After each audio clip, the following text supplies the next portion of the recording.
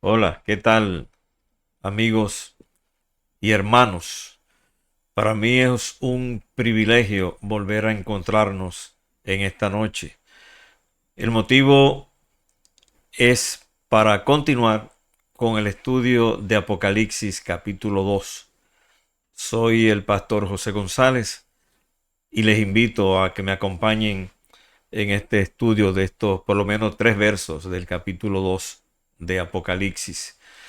Así que, habiendo ya orado, antes de iniciar la grabación, damos gracias al Señor por su misericordia y por la presencia de su Espíritu. De inmediato vamos a entrar en materia. Vamos a leer la lectura bíblica que corresponde a Apocalipsis capítulo 2, verso 8 al 11. Y leemos en el nombre del Padre, del Hijo y del Espíritu Santo. El mensaje esta vez es para la iglesia de Esmirna. Y dice así el verso 8. Y escribe al ángel de la iglesia en Esmirna, el primero y el postrero, el que estuvo muerto y vivió, dice esto.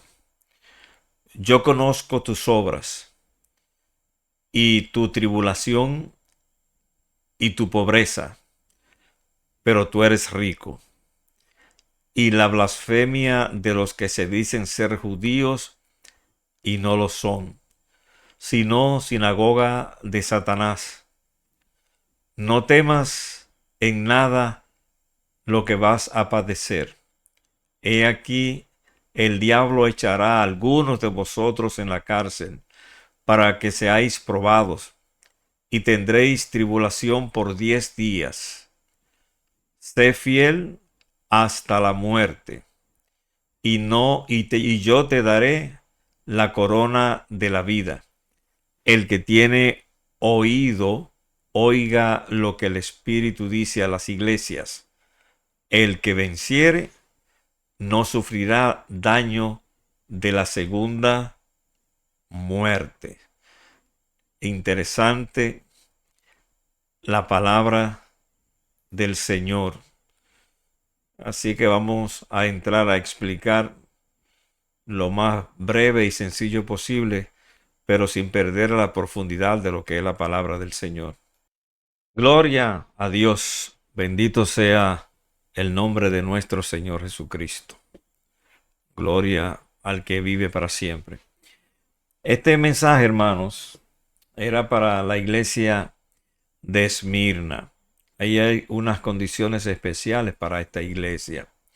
Esmirna, la iglesia de Esmirna nos deja un legado como un ejemplo de fidelidad al Señor en medio de la persecución y el sufrimiento.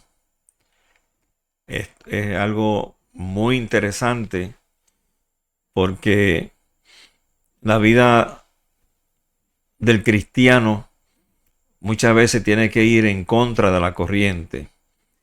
Y nosotros vemos que estos hermanos, a pesar de la persecución y de las dificultades que pasaron, nos dejan un ejemplo de fidelidad al Señor. Nosotros tenemos que ir aprendiendo. La Biblia nos dice que las cosas que están escritas en ella, ¿verdad? Es para que nosotros aprendamos e imitemos, ¿verdad? La conducta de los hombres que han sido fieles al Señor. En otra palabra, hermano, vemos en esta iglesia que hay una diferencia con las demás cartas que el Señor envió a las demás iglesias de Asia. Por ejemplo, solo en el caso de Esmirna y en la iglesia de Filadelfia, no encontramos palabras de condenación para ellas. En las demás, en las otras sí. Y en el mensaje que recibió se pone de relieve algunos contrastes. Presenta, presenta al Señor como aquel que es primero y el último, el que estuvo muerto, pero volvió a vivir. De los creyentes se dice que son pobres, pero en realidad son ricos. Y de sus perseguidores se dice que son judíos, pero en realidad no lo son, sino que son sinagogas de Satanás. Y a lo largo de este estudio tendremos que meditar en cada uno de estos aspectos que hemos mencionado. Otro detalle que tenemos que ver acá es que Esmirna y Éfeso eran ciudades que eran muy parecidas. Ambas ciudades eran ciudades importantes que tenían importantes cultos en la imperial Asia, más o menos en el año 26 después de Cristo, durante el reinado de Tiberio César, se había erigido en Esmirna un templo en honor al emperador. Tenían todos los ciudadanos la obligación de una vez al año, con excepción de los judíos, tenían la obligación de proclamar y reconocer al César como su Señor. Algo que los verdaderos cristianos no estaban dispuestos a confesar a César como su Señor, porque sabemos que para los cristianos nuestro Señor al que confesamos es a Jesucristo. Ahí nosotros no tenemos, con eso, hermano, no puede haber dudas, porque Jesucristo es nuestro Señor y Salvador. Pero los judíos, en este caso, estaban exentos de la obligación de adorar al emperador, puesto que, ¿cómo puedo decir? Puesto que Roma toleraba que fueran monoteístas.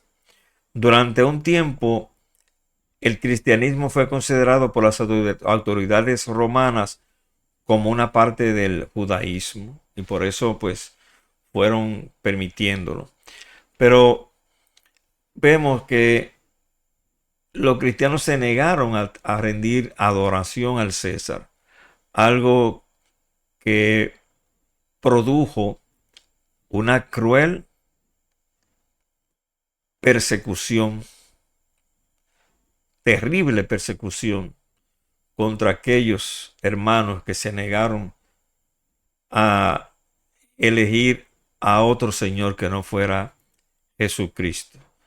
Quizá algo de todo esto está en el fondo de la situación por lo que estaba atravesando la iglesia de Esmirna cuando el Señor escribió sobre esto. Es importante también, hermano, que en este tiempo tenemos nosotros que estar completamente seguros. A través de las Escrituras hemos aprendido con completa seguridad que el Señor no comparte su gloria con nadie. Que nosotros sabemos que tenemos que servir a un solo Señor.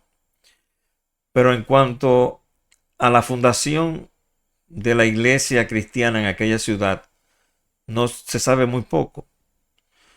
En el libro de los Hechos, capítulo 19, verso 10, se nos dice que el apóstol prolongó su estancia en Éfeso por espacio más o menos de 2 años, si no recuerdo mal. De manera que todos los que habitaban en Asia, judíos y griegos, oyeron de la palabra del Señor, porque dice que el apóstol estuvo allí más o menos por 2 años en esta ciudad. Así que fue seguramente durante este periodo donde se fundó la iglesia de Esmirna en esta provincia, por la labor ardua de Pablo y sus colaboradores. Como dijimos hace un ratito, vemos que el Señor comienza como si estuviera alabando a esta iglesia. Mire el verso 9, como dice: yo conozco tus obras y tu tribulación y tu pobreza, pero tú eres rico, y la blasfemia de los que se dicen ser judíos y no lo son, sino sinagoga de Satanás. Estas son palabras muy duras, ¿verdad? De parte del Señor para lo que estaban persiguiendo a la iglesia de Esmirna. Pues nosotros vemos, ¿verdad, hermanos? Cómo el Señor aquí hace, o sea, no condena ni muestra, ni les señala nada negativo a tus hermanos. Al contrario, ¿verdad? Es lo que dice.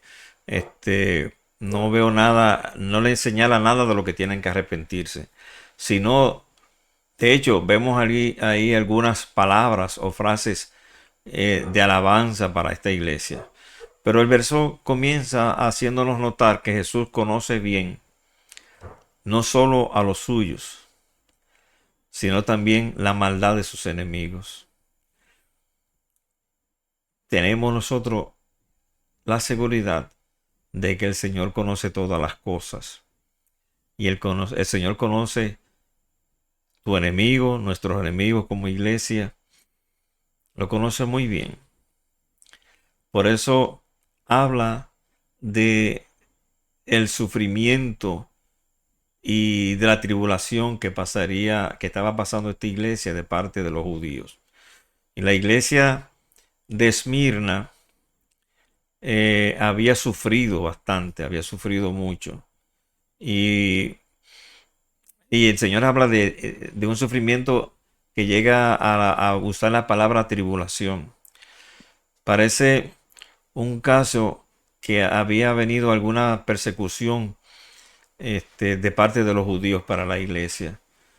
De hecho, vemos a través de la Biblia que hay un grupo que el apóstol los llama los judaizantes, porque querían hacer que los nuevos creyentes que creían en la gracia, ¿verdad? En el sacrificio de Cristo, volvieran atrás a, a los sacrificios, ¿verdad? De lo que hacían los judíos. Por eso habla de los judaizantes. Ahora, fijémonos aquí que la descripción que hace el Señor de ellos. Dice, mire bien, porque dice el Señor, dicen ser judíos y no lo son, sino el Señor dice son sinagogas de Satanás. Hay una acusación bien fuerte. Y esto no sería de extrañar, puesto que ya a lo largo de todo el libro de los Hechos de los Apóstoles, vemos cómo desde el principio de la extensión del Evangelio fueron los propios judíos y no los paganos quienes con sus Biblias en la mano intentaron impedir el avance de la predicación del Evangelio de Jesucristo. Que Satanás usó al pueblo que se decía ser judío, que se decía ser creyente, ¿verdad?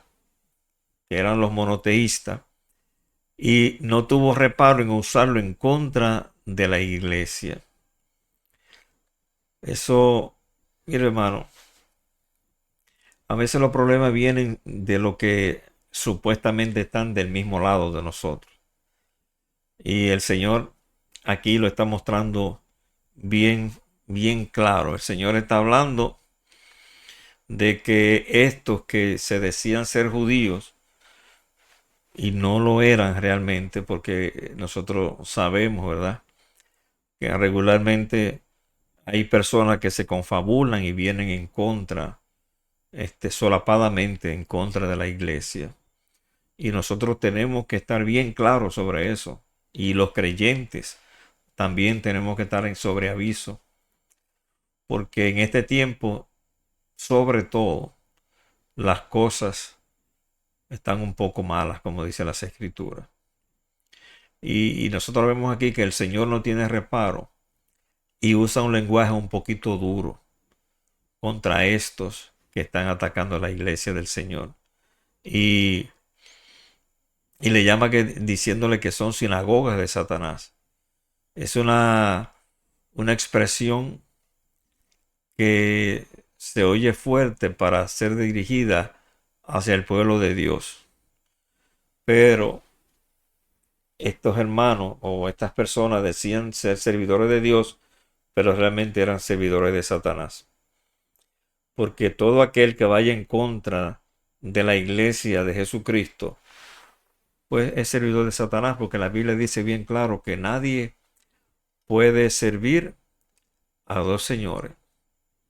Ahora, en el mundo occidental, los cristianos nos resulta fácil, en esta parte del mundo, proclamar ser cristiano. Y hasta cierto punto, hasta hace poco tiempo, eso era como algo que nos distinguía, ¿verdad? Y había mucha gente que cuando, yo me acuerdo hace unos años atrás, que la gente cuando iba a viajar siempre se llevaba su Biblia, porque eso daba como cierto estatus de decirle a la gente que éramos diferentes. Pero hermano, en este tiempo, con tantos malos ejemplos que han dado dentro de la misma iglesia, con el mal testimonio, hay una crisis de credibilidad en todos los sentidos. La gente no cree en las autoridades, la gente no cree, ya casi no cree en las instituciones del Estado, la gente no cree en los políticos, la gente duda de la capacidad de los médicos. Es decir, hay una crisis de credibilidad, de confianza. Y la iglesia de este tiempo no escapa a esa crisis. También la gente mira a la iglesia de este tiempo con la, la mira, no quiero usar una palabra difícil o fuerte, pero la mayoría de la gente ya no cree en la iglesia porque los mismos cristianos nos hemos dado a la tarea por nuestro testimonio, muchísimas personas, de quedar mal con la gente. La iglesia muchas veces no ocupa la posición que debe ocupar en la sociedad. Se echa a un lado. Muchos cristianos piensan que la iglesia no debe involucrarse en la comunidad donde está. Y nosotros sí creemos que la iglesia debe dejarse ver en la comunidad. La comunidad donde haya una iglesia tiene que sentirse que puede contar con la iglesia en todos los sentidos, en todas las batallas que tiene que dar la comunidad. Porque en la Biblia nos enseña que tenemos que orar por la nación o por la ciudad donde está la iglesia, tenemos que orar por las instituciones del Estado y tenemos que dejarnos sentir en la comunidad. Nuestra gente donde nosotros servimos, tienen que sentirse que nosotros servimos a ellos. De hecho, la iglesia, nosotros somos servidores. Y esa crisis de credibilidad nos afecta. A veces vemos cómo la gente denigra el Evangelio, pero es por culpa de muchos que han dado un mal testimonio de la iglesia, de lo que debe ser la iglesia. Y en este sentido, el sufrimiento tiene su particular manera de recordarnos cuáles son las cosas verdaderamente importantes. Tenemos que esforzarnos a depender radicalmente de Dios, purificando nuestra obediencia en la voluntad en base que es la voluntad del Señor. Tenemos que dar testimonio en la comunidad, que la comunidad sepa que cuando hay una dificultad puede contar con la iglesia, cuando hayan personas enfermas, que puedan tener la confianza de pedirnos que se ore por ellos. Y la iglesia tiene que involucrarse en la comunidad. Tenemos que ser luz en medio de las tinieblas. Y a eso nos llamó el Señor a servir. Ahora, hay algo interesante para continuar con la lectura bíblica, que aquí nos dice la Biblia que en la lectura que acabamos de realizar, que esta iglesia era rica, Seguramente los creyentes de Esmirna eran personas de condición humilde, probablemente, pero que probablemente al profesar su fe fueron despedidos de sus trabajos. Muchas veces nosotros lo primero que perdemos son las amistades cuando servimos al Señor, porque ya no tenemos los mismos intereses. Pero el Señor le dice a ellos, ustedes se dicen ser pobres, pero no saben que son ricos. Es que no hay mayor riqueza que tener al Señor en el corazón. Se nos puede ver la pobreza en el exterior, quizás en nuestra manera de vestir, cómo vivimos, lo que podemos comer o no. Pero la mayor riqueza que puede tener un ser humano es tener al Señor en su corazón. Y eso, el Señor le dice esta palabra para que le sirva a ellos de consuelo. Y le dice, pero tú eres rico. La ciudad de Esmirna disfrutaba de ciertas riquezas materiales, pero moralmente, hermano, adoraban otros dioses, eran idólatras y no conocían el verdadero Dios del universo. Ahora, hay una situación importante que nosotros podemos ver en estos versos, que hay varias situaciones que podemos ver. Primero, es que la fidelidad a Cristo se comporta o se modela o se expresa no solamente cuando las cosas van bien, porque el Señor le dice aquí que ellos en medio de la tribulación también están mostrando la fidelidad al Señor. O sea que no solamente en los casos en que todo está bien, sino la verdadera fe se muestra cuando las cosas van mal, cuando somos perseguidos, cuando quieren forzarnos de alguna manera u otra a negar nuestra fe. Esa es una riqueza muy importante ante el Señor, porque cuando nosotros no negamos al Señor por ninguna circunstancia, la Biblia nos enseña que estamos acumulando riquezas en el cielo. Y eso, cuando caminamos de mano con el Señor, podemos decir que tenemos una vida plena, oiga, llena de confianza, porque no hay una bendición más grande que caminar de manos con el Señor. Con frecuencia, tener abundancia de bienes materiales no es impedimento también para tener una vida espiritual saludable. Porque a veces pensamos que el ser rico es malo, el tener dinero es malo, pero no, hermano. Eso no tiene que ver nada, lo material no tiene que ver nada con nuestra vida interior. Así que podemos nosotros ver que esta iglesia, el Señor la está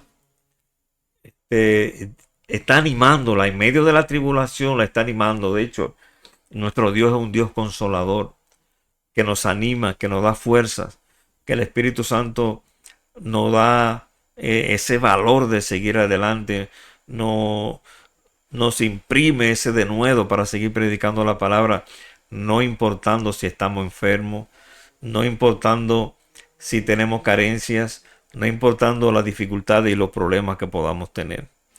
Así que tenemos que seguir adelante, hermano.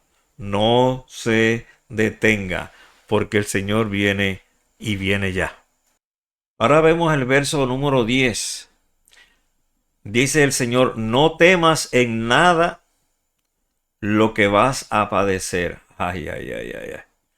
He aquí, el diablo echará, aleluya, Bendito sea el nombre del Señor. El diablo echará a algunos de vosotros a la cárcel para que seáis probados y tendréis tribulación por 10 días. Sé fiel. ¿Hasta cuándo? Hasta la muerte. Y yo te daré la corona de vida. Bendito sea el Señor. Y yo te daré la corona de vida. ¿Verdad que la palabra está llena de promesas para la iglesia? Bendito sea el Señor. Dios es bueno y para siempre es su misericordia. Aquí vemos, hermano, que el Señor le está diciendo a estos hermanos, mire qué interesante. Yo sé que ustedes están pasando por dificultades de lo que se dicen ser judíos y no lo son, que lo que son sinagoga de Satanás y están persiguiéndolo. Pero ahora en el verso 10, el Señor le dice que la tribulación y la persecución en Esmirna aumentará, será mayor, puesto que Satanás iba a echar a algunos de ellos a la cárcel. En este tiempo mucha gente dice que las cosas van a mejorar, pero lamentablemente, la Biblia nos enseña que las cosas ya comenzaron, el proceso que comenzó, que solamente va a terminar con el segundo regreso, la segunda visita de Jesucristo al planeta. Ese proceso que comenzó no se va a detener. De aquí para adelante, las cosas seguirán empeorando. Quizá esta situación de estos hermanos se debía a que algunos miembros de la comunidad judía estuvieran colaborando con las autoridades para perseguir a la iglesia. Y el Señor le está diciendo a estos hermanos, prepárense porque la situación va a empeorar. En cualquier caso, si hay dos cuestiones claras sobre la que tenemos que reflexionar, son estas. En primer lugar, vemos que el Señor no se esconde de los suyos. Y no solamente no se esconde de los suyos, sino que no le esconde a su pueblo el costo que puede llegar a ser, al costo que podemos nosotros a pagar por servirle. O sea, el Señor no nos engaña. El evangelio no es un evangelio, no es un mensaje de motivación para que usted se sienta. Hay gente que paga por ir a ver un motivador, eso yo nunca lo he entendido.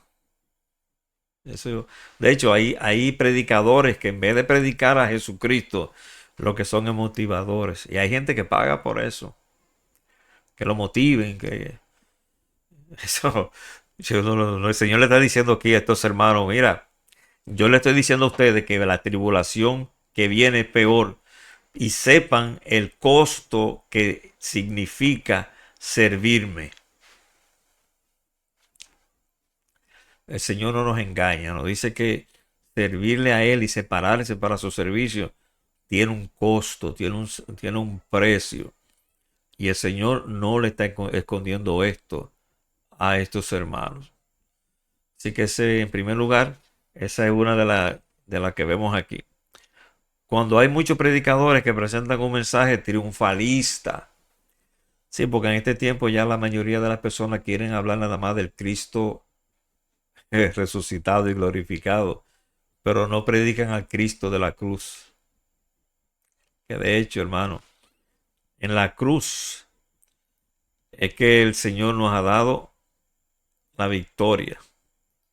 En la cruz, allí es que el Señor ganó la batalla. En la cruz fue donde el Señor cumplió su misión porque a eso vino. Así que el dolor y el sufrimiento que podamos pasar en este tiempo nos recuerda lo que pasó los hermanos de la iglesia de Esmirna. Y el mensaje y el evangelio de la prosperidad y el evangelio triunfalista niega el dolor y el sufrimiento del pueblo de Dios y solo se concentran en hablar de la prosperidad y del triunfo. Y cuando usted escuche eso, salga corriendo de ahí.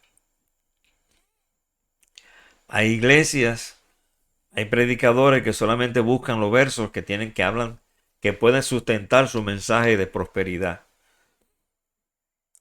Pero el evangelio es otra cosa. El evangelio no te va a llevar a ti, el objetivo del evangelio no es hacerte millonario. El objetivo del evangelio es hacerte nueva criatura. Es hacerte a ti, cambiarte a lo que la gracia quiere que cambies. El evangelio es un mensaje, oiga, que te confronta. Y te confronta para cambiar, no para empeorar. Te confronta para mejorar. Te confronta para que usted tome acción. Así que en este tiempo hay que analizar muy bien qué evangelio usted está oyendo y qué predicadores usted está oyendo y a qué iglesia usted está asistiendo. Porque si usted lo que está es recibiendo mensajes de prosperidad, de triunfo, de motivación y no de sufrimiento, porque cuando uno tiene que cambiar y dejar lo que estaba haciendo, oiga, la carne, cuando hay que educar la carne duele. Y la victoria de Jesucristo estuvo en el sufrimiento en la cruz de Calvario, porque Él sufrió en la cruz el infierno que me tocaba a mí por mi desobediencia y por el pecado como ser humano. Ahora, continuando, ese fue un paréntesis. En segundo lugar, vemos aquí que es interesante notar que la iglesia en Filadelfia se le promete todo lo contrario. Por ejemplo, para ellos Dios pondría una puerta abierta la cual nadie podía cerrar y entregaría a la sinagoga de Satanás a lo que decían ser judíos pero no lo eran. Y eso lo vamos a ver en Apocalipsis capítulo 3 cuando habla de la iglesia de Filadelfia. Esto nos lleva a preguntarnos por qué Dios actuaba de forma diferente entre estas dos iglesias. De hecho, la historia de la iglesia ha revelado estas mismas diferencias e infidelidad en ocasiones y aún hoy podemos seguir viéndolas. La cuestión es que no todos tienen el mismo examen de parte de Dios. Por eso decimos que el mensaje a estas iglesias es un mensaje a la iglesia de todas las épocas, de la iglesia que vio nacer a Jesucristo hasta la iglesia que lo verá regresar por segunda vez al planeta. El mensaje Apocalipsis tiene que ver con todas las situaciones de la iglesia de todas las edades. Quien conoce bien a todos los hermanos y a todas sus necesidades secretas es el Señor. Por eso el mensaje del Señor llega directo al corazón y llega directamente con la provisión que necesita cada uno de nosotros. De ahí es, hermano, la importancia de que las Escrituras dice que la palabra del Señor es viva. Bendito sea el Señor por la palabra que nos dejó. En la segunda parte del verso 10, aquí vemos una promesa del Señor. El Señor le dice, no temas en nada lo que vas a padecer. Sé fiel hasta la muerte y yo te daré la corona de la vida. El Señor nos está diciendo, no importa lo que vas a padecer por servirme, no importa. Y luego nos dice, sé fiel hasta la muerte. Y entonces yo te daré la corona de la vida. Yo no tengo nada contra los conciertos, pero cuando veo que esos artistas preguntan, ¿quiénes van para el cielo? Todo el mundo levanta las manos. Eso está bueno, hermano. Eso está bueno. Pero el Señor dice aquí, no temas a lo que vas a padecer. No te dice no temas a la riqueza que viene. No dice no temas a lo que vas a padecer. Y luego deja un espacio y dice, sé fiel hasta la muerte. Sé fiel hasta el final. No niegues la fe. Y dice, y entonces yo te daré la corona de la vida. Estas son palabras de consuelo para la iglesia de Esmirna y para la iglesia que sufre en este tiempo. No te equivoques, no te equivoques. El Evangelio es más que lo que están diciendo mucha gente. Va más profundo que eso. Alabado sea el Señor. Que el Señor, que el Espíritu Santo nos dé fuerza, entendimiento, oiga, y nos ayude a seguir siéndole fiel al Señor, no importa lo que venga. Ahora, hermano, lo interesante que vemos aquí me llama mucho de alegría ¿verdad? Y de alegría y de paz. Es que el Señor le dice a tus hermanos, ¿cómo van a vencer?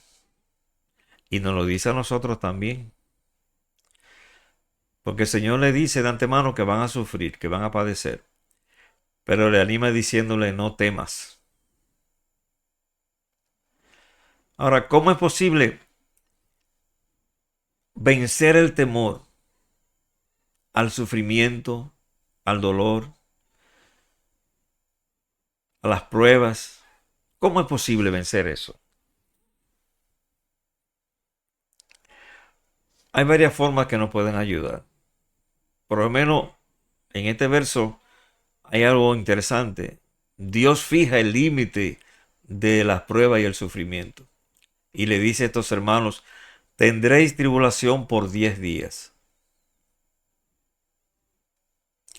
Con esto vemos, hermano, que aún en medio del sufrimiento, el Señor tiene el control. Porque el Señor le dice, van a sufrir, lo van a tirar a la cárcel, pero no temas, porque eso va a ser solo por 10 días. El Señor le puso un límite, en este caso a Satanás, con la vida suya y con la vida mía, con la vida de la iglesia. El Señor tiene control de todo para que no ocurra nada que no esté en los planes del Señor. Satanás no puede hacer lo que quiera con nosotros. El Señor tiene un límite. Por ejemplo, vemos en la Biblia algunos casos. Tuvo que pedir Satanás permiso al Señor para poder tentar a Pedro. Dijo también el Señor, Simón, Simón, he aquí, Satanás os ha pedido para zarandearlos como el trigo. Lucas capítulo 22, verso 31. Lo mismo le ocurrió a Job. Jehová dijo a Satanás, he aquí, él está en tus manos, mas guarda su vida. Job capítulo 2, verso 6. Y volvemos a ver lo mismo en la palabra de Dios a Abraham. Entonces Jehová dijo a Abraham, ten por cierto que tu descendencia morará en la tierra ajena y será esclava allí, y será oprimida 400 años. Mas también a la nación a la cual servirán, juzgaré yo. O sea, Dios le pone un stop, le pone un espacio en el que Satanás se tiene que mover. Porque Dios tiene control de todo. Y Dios permite algunas cosas, hermano, para lograr otras. Porque el plan de Dios es perfecto. El plan de Dios es perfecto, pero nosotros no vemos todo el escenario, solo vemos un poquito, vemos una pequeña partecita. Pero Dios lo ve todo. Dios sabe todas las cosas. Así que nosotros no podemos, hermano, de ninguna manera sentir que estamos solos. Cuando nos movemos en el plan de Dios, en el propósito de Dios, aunque las cosas vayan mal, tenemos paz. De eso podemos estar seguros. El sufrimiento, la Biblia nos enseña que el sufrimiento es el camino a la gloria.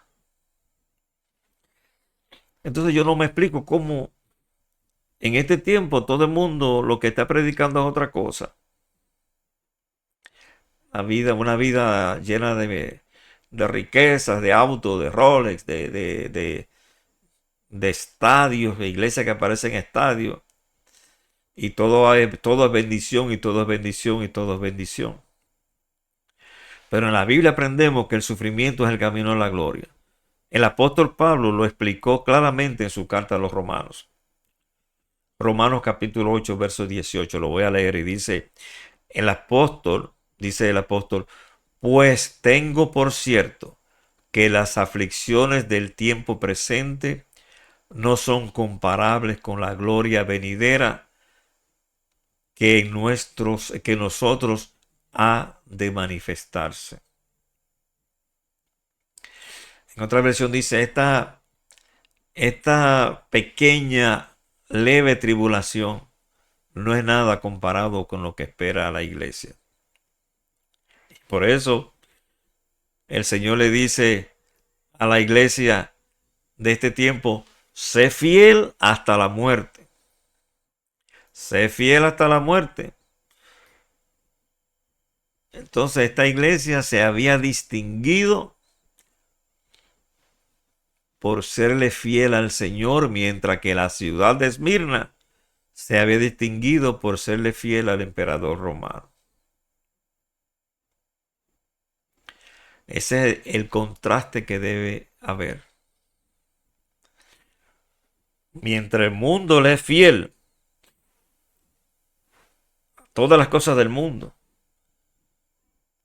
mientras el mundo le es fiel a Satanás, sin importar las tribulaciones y las dificultades que pueda tener la iglesia verdadera, a pesar de eso, a pesar del sufrimiento, a pesar de las dificultades, a pesar de las pruebas y tribulaciones, la iglesia debe permanecer fiel al Señor hasta la muerte. Y dice la Biblia que la promesa es, y entonces nos dará la corona de la vida. Qué lindo, ¿verdad, hermano? Esto no es un camino de rosas. Donde quiera que usted oiga el evangelio, que le prediquen de esa forma, y usted salga contento y saltando porque todo está bien, y mañana habrá más negocio y vendrán seminarios de dinero y de cómo hacerse rico y de cómo pagar las deudas. Si usted aprecia su vida y aprecia a su Señor, salga corriendo de ahí. Porque lo están entreteniendo. Lo están entreteniendo mientras vas caminando por el camino ancho. Yo te daré la corona de la vida. Es una promesa del Señor. Y esta es una exhortación con promesa. Es verdad que el Señor no promete a su pueblo ser liberado de la muerte y el sufrimiento de este mundo. Más bien les exhorta o nos exhorta a nosotros a serle fiel hasta el punto de llegar a morir por la causa del Evangelio. Pero juntamente con ello les promete una recompensa, la corona de la vida. Y este es el premio a la perseverancia. A la perseverancia. Por eso Santiago capítulo 1 verso 12 dice, bienaventurado el varón que soporta la tentación, porque cuando haya resistido la prueba, recibirá la corona de la vida que Dios prometió a los que le aman. El amor no es de aquí para afuera. También el amor hay que demostrarlo.